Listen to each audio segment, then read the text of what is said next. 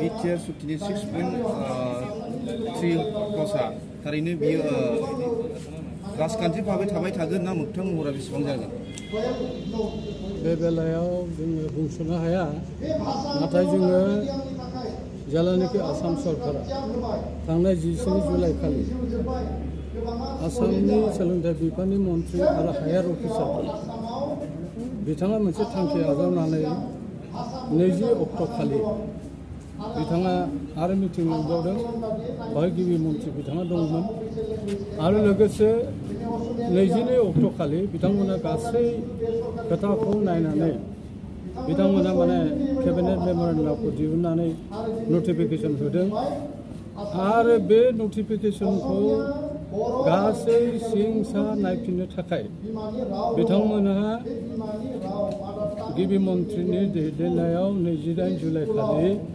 मोनसे cabinet meeting जानानै थांदों आरो बे केबिनेट मिटिंनि दारै दिनै नुबाय जे नो मोर प्रभिन्सियेलाइजेसन अफ स्कुल, थारमाने आसामाव जेसेबांनाखि भेन्सार स्कुल दं, बेसरकारि स्कुल दङ, फरायसालिफोर दं, बेखौ सोरखारि खालामनाय जानो मोनलिया। बे खोथायाव आसाम एकर्डनि बिटिआर एकर्डनि आसाम एकर्ड नङा बिटिआर एकर्डनि मोनसे मान होनानै 6.3 बिथांमोना जायफोरनिखि सागोनगिरि बिथांमोनहा बे क्लजखौ लाबोनायनि जाहोनानो जाहैदों दिनै माने 100 जोंहा भेन्सार स्कुल, बे सरकारि स्कुलफोर दं, कलेज दङ, बिटिआरावबो अनेक कलेज दं आरो स्कुलफोर दङ, फरायसालि दङ, आउटसाइड बिटिआरावबो दङ, अनेक दङ। बेखौ माबोरैहाय सरकारि खालामनानै बे स्कुलफोरखौ फोथांनानै माने बिमा रावखौ फोथांनो थाखाय बिथांमोना बे सिन्था खालामनानै बे क्लजखौ लाबोदोंमोन। जेरोखोम बिटिसि सुक्तिनि आधाराव भारत संबिजिराव बर' रावा 90 फारियाव जायगा मोनदों, थिग बेबायदिनो 6.3 खौ लाबोनानै बिथांमोनहा मोजां खामानि मावदोंमोन बिटिआर सुक्तिनि गेजेरजों आरो बयबो रंजाखांदोंमोन। नाथाय दिनै बे सुक्तिनि हेंथा जों नुनो मोनदों। आसाम सरकारनि जिथुनिखि नटिफिकेसन बेयो 6.3 नि हेंथा आरो बियो जोङो सानो जे राजखान्थियारि भाबै बेखौ जुदि बिटिआर सरकारा माने मुभ खालामाबा, आसाम गभर्नमेन्टखौ नारसिनाबा, मिरुनि HRDD मानव सम्पद बिकास मन्त्रालयखौ बिथांमोनहा जुदि नारसिनाब्ला, भारतनि नखर बिफाननि मन्थ्रिखौ नारसिनाबा, हयथ' बे 6.3 आ जिहेतु मोनसे MOUसो बियो, मेम'रेन्डाम अफ सेटलमेन्ट, थारमाने दुलाराय बर' फरायसा आफाद, UBPO आरो मोनब्रै NDABनि गेजेरजों बे सुक्तिया जानानै थांदों। नाथाय बेयो सेन्ट्रेल एक्ट नङा। सेन्ट्रेल एक्ट नङैखाय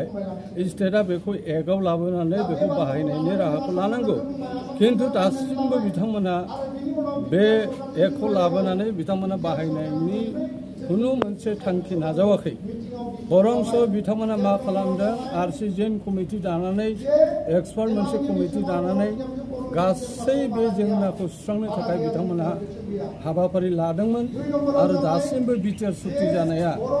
2027 जानुवारिनिफ्राय बेसे बोसोर जाखो, दासिमबो बेखौ जाफुंसारनाय लामायाव जों नुवाखै। खिन्थु दिनै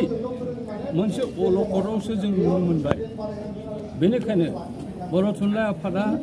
थांनाय 24 जुलाइ खालि क'क्राझाराव जानाय माने मिरु आफादनि बे थांखि बायदियै जोङो माने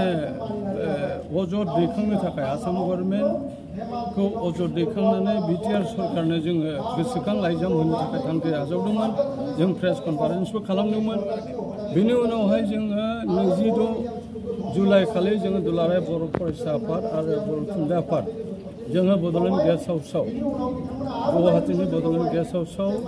जोङो जथाय सावरायनानै मोनसे थांखि आजावो जे जोङो दुलाराय बर' फरायसा आफाद आरो बर' थुनलाइ आफाद मोनसे जिल्ला जों सांग्रांथि मेल लानो आरो बे सांग्रांथि मेलनि गेजेरजों जोङो रायजो राजानि मतामत अपिनियनखौ जोङो क्रिएट खालामनानै जों माबोरैहाय दावगानो हागोन बे हाबाफारिखौ जों लादोंमोन आरो मैया जों भेरगाव बेखेवबाय उदालगुरि जिल्लानि सिङाव आरो दिनै काजलगावआव जोङो बेखौ दुलाराय बर' फरायसा आफादनि बे बियाबाव जों खालामगासिनो दं गाबोन क'क्राझाराव जागोन बेनि उनाव जोंहा बाक्सायाव जागोन बेनि उनाव लखिमपुर जागोन नोंथांमोननि बेबायदि जोङो लारि खालामगोन दा जोंनि खोथा बेनो जोङो आसाम गभर्नमेन्टनि गिबि मन्थ्रिनो बिथांनो जोङो दाखालि जयै आसु एबसु आरो असम साहित्य सभा आरो बर' साहित्य सभा जों लोगो नांनानै मोनसे सिद्धान्त लादों जोङो जथाय सिद्धान्त लादों जे जोङो गिबि मन्थ्रिनो गोख्रों मोनसे लाइजाम होनांगौ आरो बे लाइजामखौ होनाय जाबाय बिथाङा रिएक्सन दासिमबो देखायाखै जोंनि खोथा जाहैदों प्रभिन्सियेलाइजेसननि जितु बे हेंथा जिथु नटिफिकेसन बेखौ बोखारनानै लानांगौ प्रत्याहार खालामनांगौ